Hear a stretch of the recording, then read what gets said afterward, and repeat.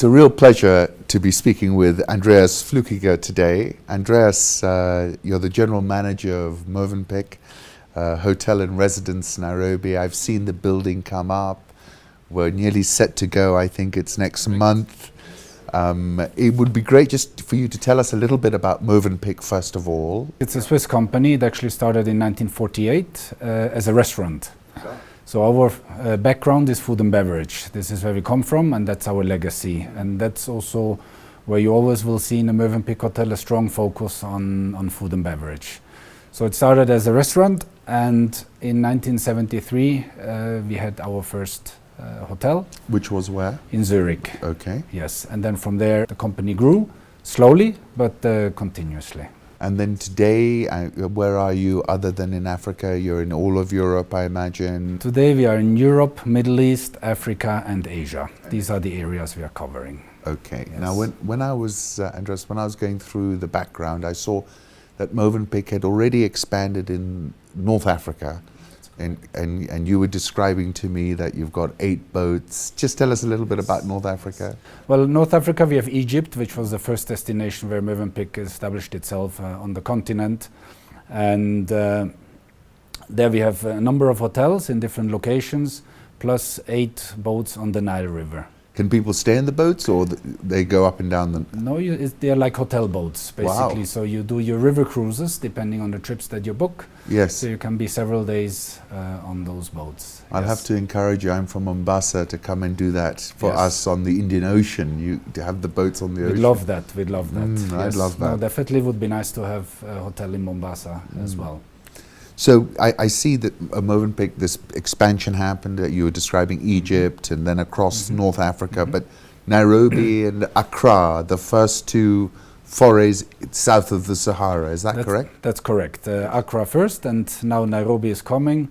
Then we have Addis coming up approximately next year. Then we have projects in Abidjan and in Abuja as well. So there's quite a strong you're expanding focus on strongly. the African continent. Excellent. Yes. And what what informs the Africa strategy? I mean, what's exciting you? What's led you to do this? Led Mövenpick to do this big expansion into the continent?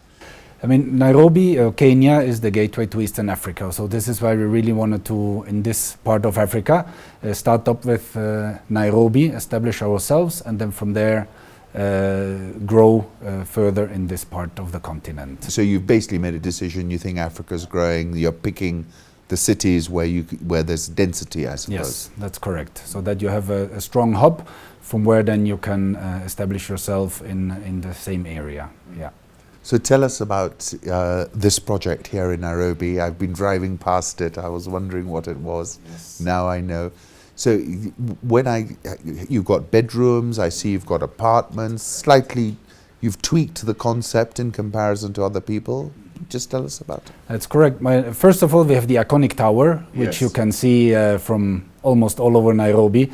And I think when the weather is clear, you can even see it from the airport. So a lot of people, since I'm here, have always been talking about this tower. Then the project, the particularity is that we have, out of 276 keys, we have 54 1- and 2-bedroom apartments, fully furnished, fully serviced apartments. And that's quite unique here in Nairobi as part of an international hotel. And we expect a rather strong demand on those apartments. Then we have about 2,500 square meters of meeting and event space. Yes.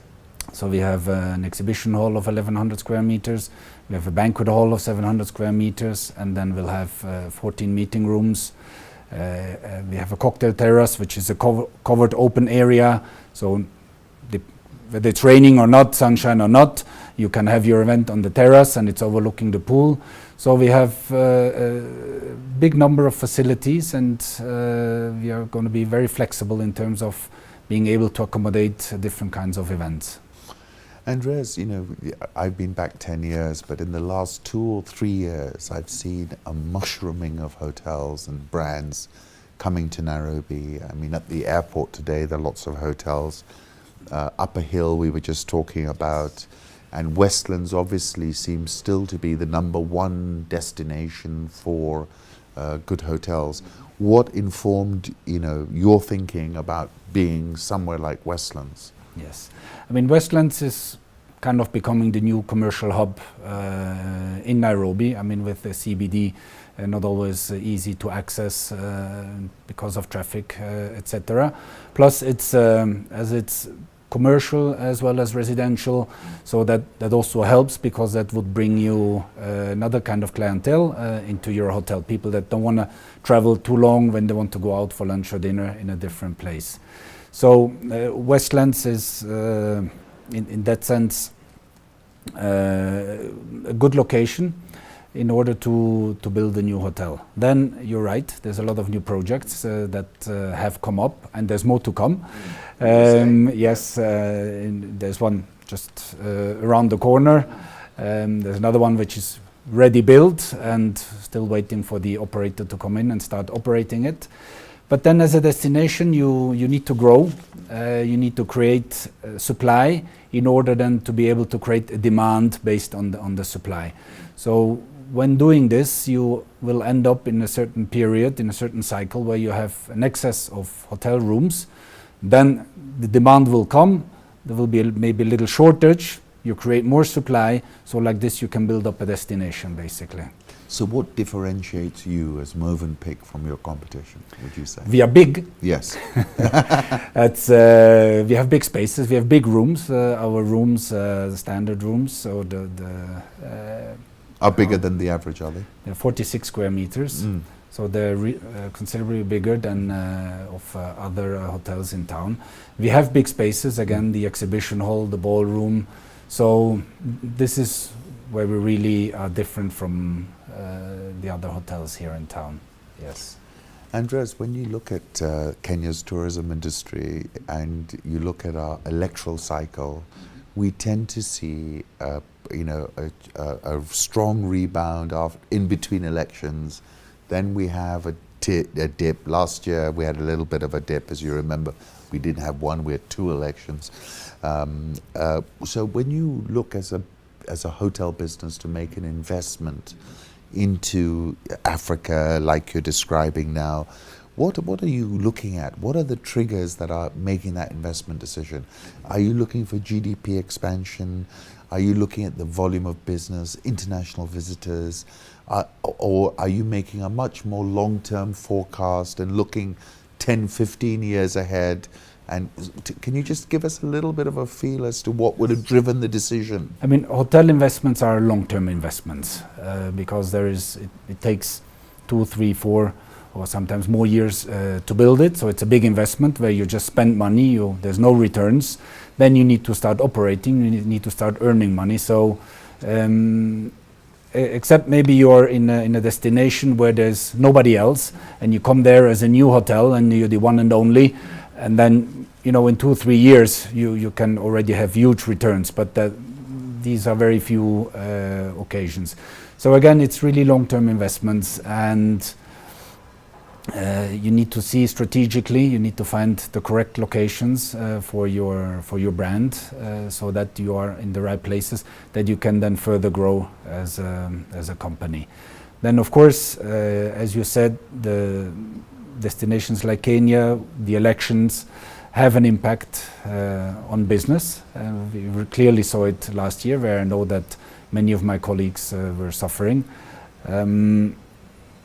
But over the years, it levels itself out. So I know that this year has started quite strongly in terms of business. So hotels could recover from what has been lost during the last few months. Yes. When I was looking through your resume, you've been everywhere: Latin America, Dubai. I'll come to that in a moment.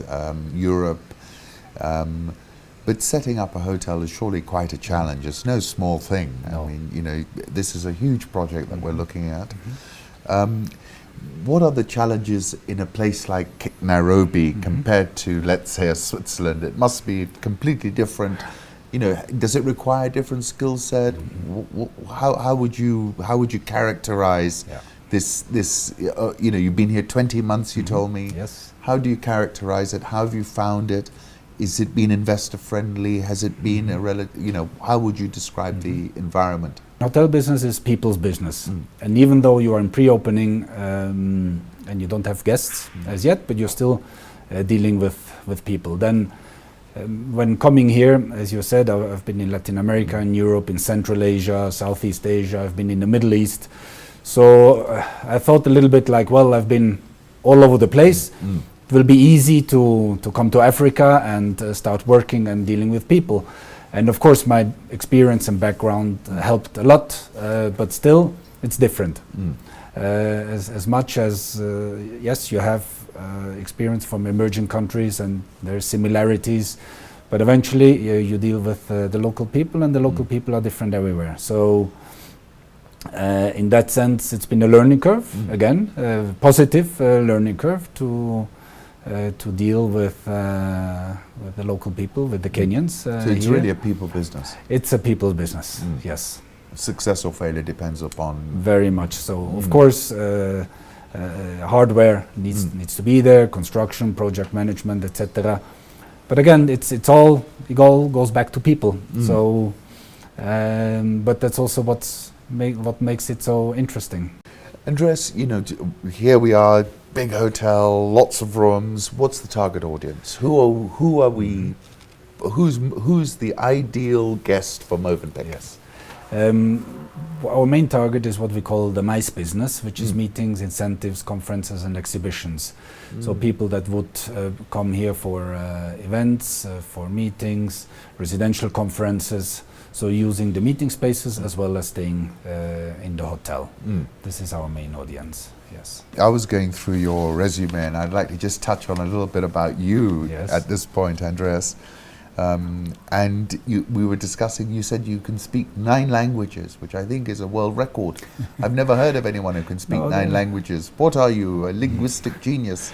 Well, certainly have some facility. Then there are many people who speak more languages. There are many who speak less as well. Yes. I have the ability to, when I go to different places, to pick up the local language quite easily, if I'm in the right environment. So that helped me to pick up quite some languages, yes, over time.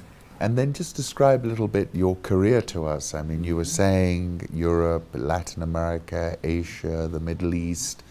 That's tremendous experience in the hospitality business, in the hotel business. What have you seen over that period? What have you learned? How does it look today compared to when you first started out? How many days do you have? Forever. Well, I started 37 years ago in the kitchen. In the kitchen? Yes. So you were a chef? Yep. Oh, wow. Yeah, that's my first profession. When are we coming home for a meal? It's okay, we can go afterwards to the kitchen and I'll cook for you. And I still cook. I love cooking, and I think once a chef, always a chef. Any cuisine or? Yes, I'm quite adventurous. So I here actually, funny enough, in Kenya I started cooking Indian food. Oh wow! So I do my butter chicken, I do my dal, etc. But I love Peruvian food. Which is well famous these days, right? It is really, it's fantastic. I was going to ask you when I saw that, actually. So I cook Peruvian food as well at home. So, but was it always fantastic Peruvian food, or did they make an effort into it? Well, I mean, it suddenly came out of nowhere. It was not well known. Then what happened was, in Peru you have all the ingredients you need.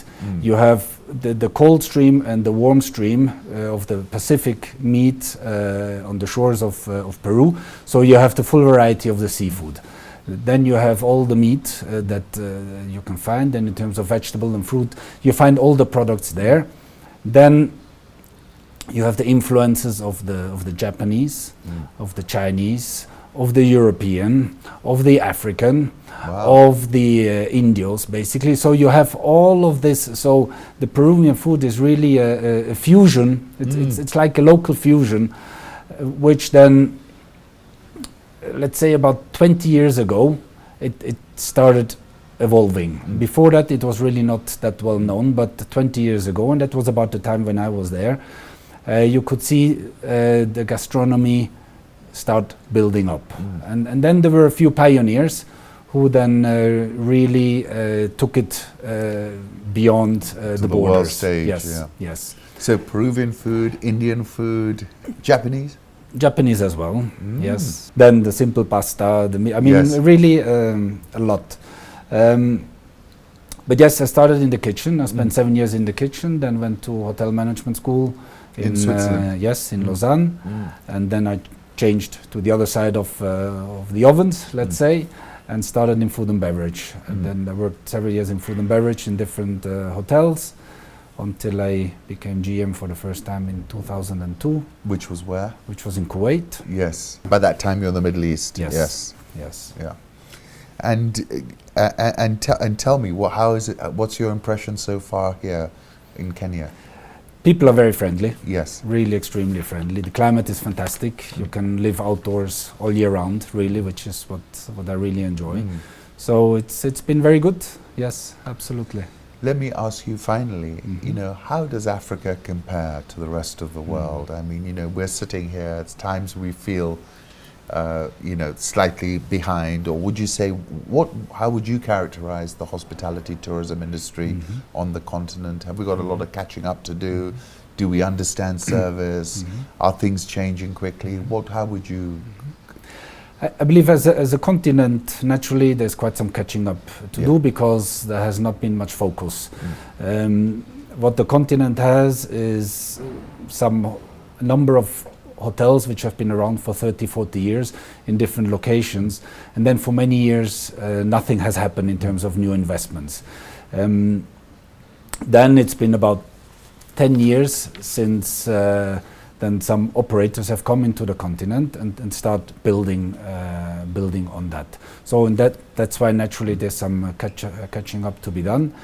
Then in terms of the level of service, it really depends from country to country on the people. Yes. Because in some countries it comes more natural than in other countries. Because Andreas, what I have found is there are a lot of Kenyan waiters in Dubai, and they'll, you know, and I've always found actually Kenyan service quite good, yes, compared to everybody else. Yes, the thing is also, you know, in Kenya people speak very good English, which helps. So then you had operators from the Middle East looking out for changing a little bit, because traditionally it was Asians. You had the Filipinos, the Indians, the Pakistanis, Indonesians working in the Middle East. And then there came a trend, okay, let's go beyond. Let's see Africa. Let's see even Latin America. Some companies went as far as Brazil to bring people to work in the hotel business in Dubai. So yes, true, there's a lot of Kenyans working in Dubai very successfully. And quite a few are coming back now. Yes, I've noticed that as well. Yes. So that's also positive about the demand side. Yes. It's pulling people back. It's pulling people back because with so many hotels, obviously you need to have a good workforce. So if people want to come back, and I know quite a few actually want to be in Dubai all their lives, so that will help to have good and well-trained people here. Yes. Andreas, when are we opening the hotel, and when is our big party by the pool with all the ladies that have come here as well? I cannot give you an exact date, but it'll be very soon. It'll be very soon, and definitely we're gonna organize something to have a nice event around the pool. Absolutely, look very much forward to that. Karibu to Nairobi. We really look forward to the hotel opening up, and congratulations. Thank you very much. Thank you. Thank you.